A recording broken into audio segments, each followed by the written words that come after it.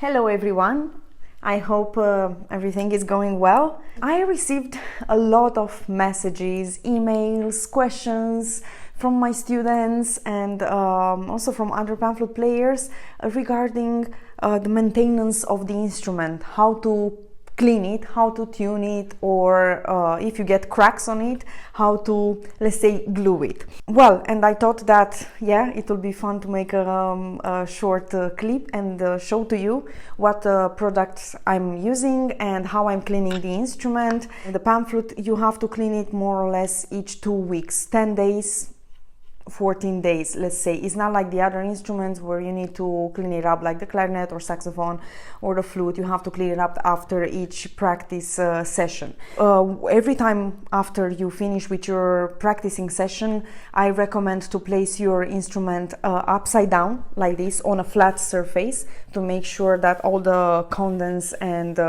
everything that gathered together along your practicing session will just drain out, and at the same time is protecting also the pipes from getting dust inside. So that will be, let's say, my first advice. And then when it comes down to cleaning the instrument, along the years I've tried several oils or solutions, and of course I've been asking my teachers and experimented a bit to see what's the best solution in the end to clean your instrument.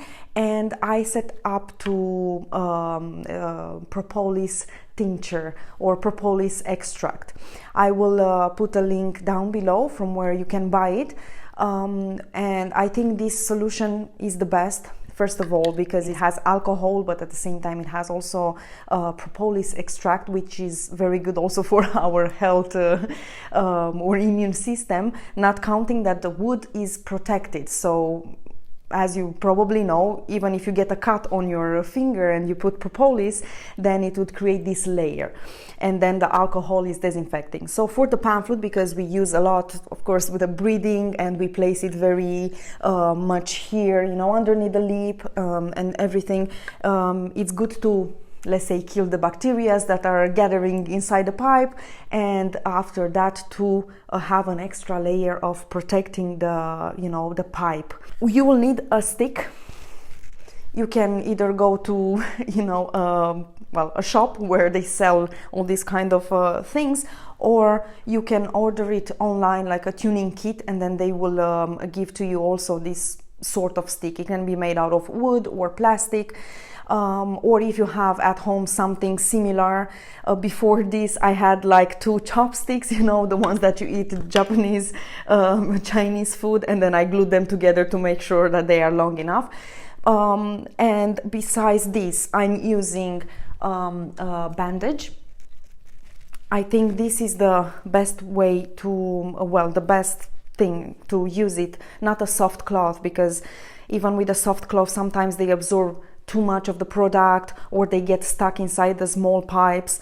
It's very good to use this one, and it gets the right amount of solution on it, so you don't have to worry about being messy, let's say.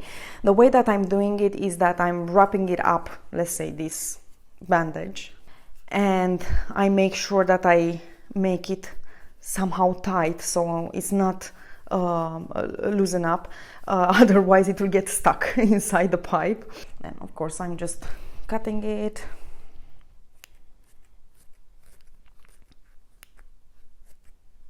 Usually the bandage and the propolis tincture, I'm buying them from the pharmacy, so you can ask at your local pharmacy if they have. Usually they have it there, so it's not a problem.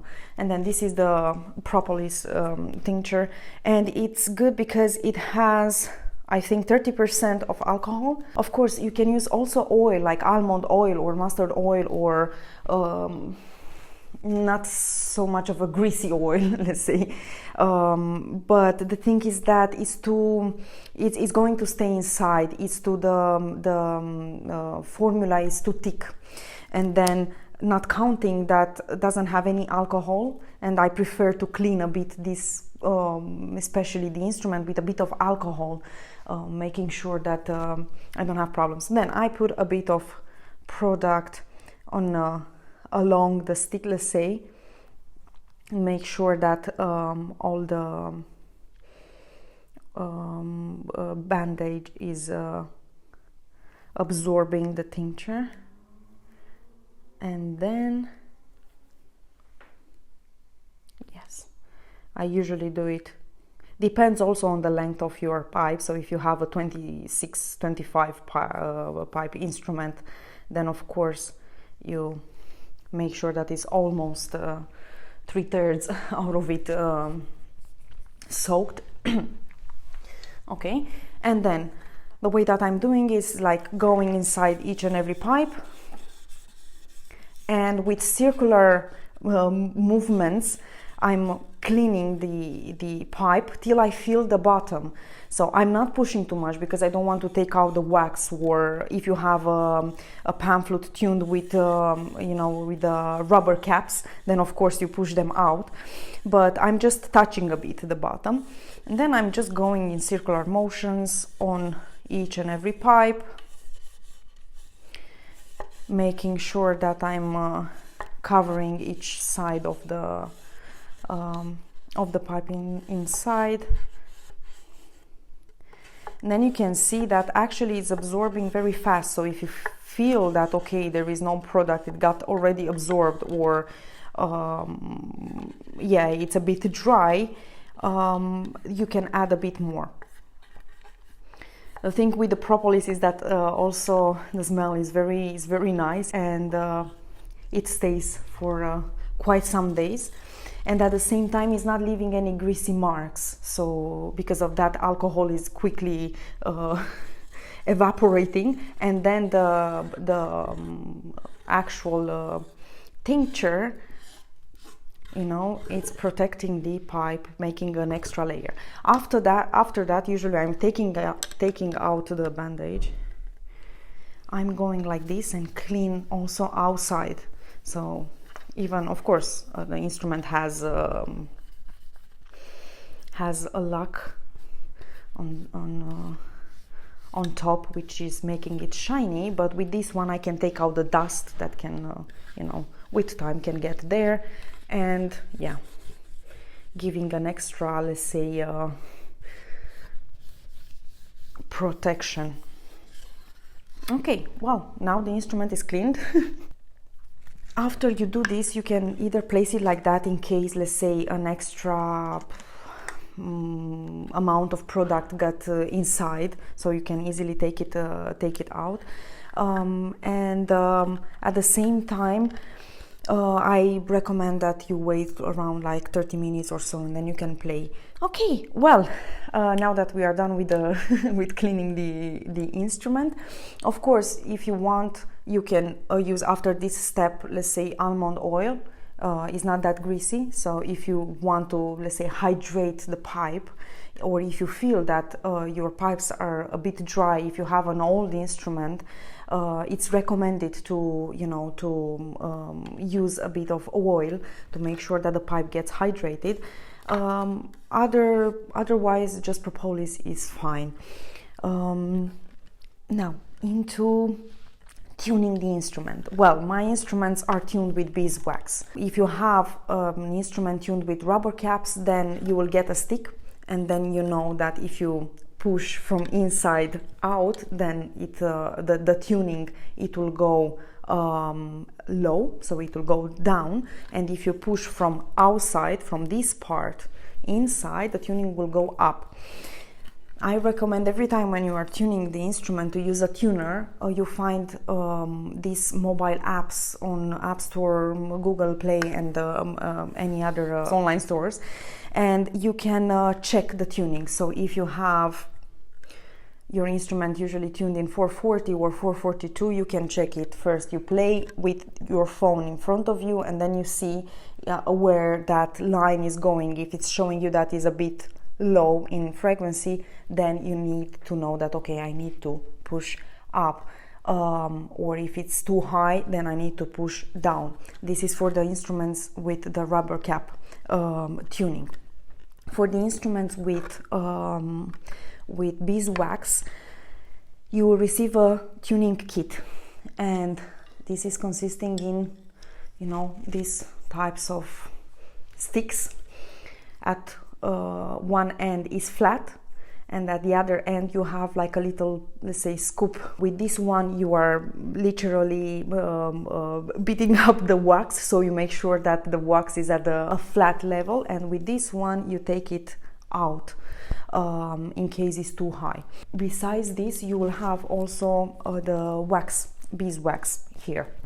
Now, if you didn't receive these sticks when you order your instrument, you can also, let's say, go to a shop where you can just like search for this kind of sticks, and you can cut it straight at one end, and at the other end you can make this kind of shape, you know, in order to grab a bit of wax, because you don't need to grab a lot of wax, but you know, something that helps you grabbing some wax. Then when it comes down to adding wax on your instrument, you make sure that you are working in small bits, so you are warming it up in your hand a bit. You know, make sure that is you can feel it when it's soft, so it's not hard. And then you take small bits. Never go with big bits, because it won't stick there, it won't help the tuning. And at the next movement of the pan flute, if you put it like this, or if you put it upside down, you will have it out. So small bits. Then you just place it on the pipe that you have a problem with. You know, you just like put it there. Then with one of the sticks, you know, you start pressing till the, let's say, the wax is one with the bottom, so it's sticking there, it's not leaving, it's not going. And after that, yeah, your instrument is, let's say, your pipe is tuned. You check it again with the app or with the tuner. You can also find these machines, the tuning machines, at the music stores if you want, but yeah, they used to be like 10-20 years ago. Now with the phone is much easier, but if you have one of these tuning machines at home, you can use it. Then you just check it, you play, you see if the pipe is too high, you know, the frequency is too high, it means that you put a bit more wax, so you take it out with the other end, and then again circular motions, and then you make sure that, okay, this is the taken out wax, you throw it away, and then again you make sure that the end is flat, you know, the bottom is flat all the time, it has to be flat. And yeah, that's it. It's taking a bit more time, that's the thing with tuning the instrument, especially that you have to be stable in your playing, be stable in making sound. I mean, if you play one time louder and then the second time softer, of course the tuning machine will go up and down, and you don't have more or less as a point of reference. So then that's why it's good to have a stable, let's say, airflow. You just play at the same intensity, you don't change the intensity, then you can, let's say, tune it.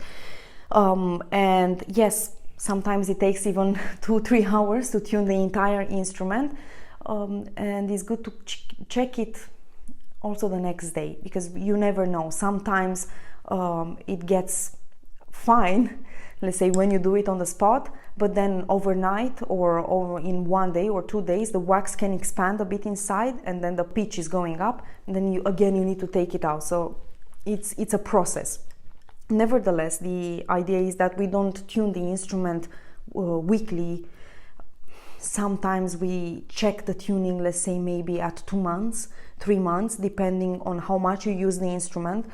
And most of the times you have only some pipes that are a bit out of tune. It's not the entire instrument.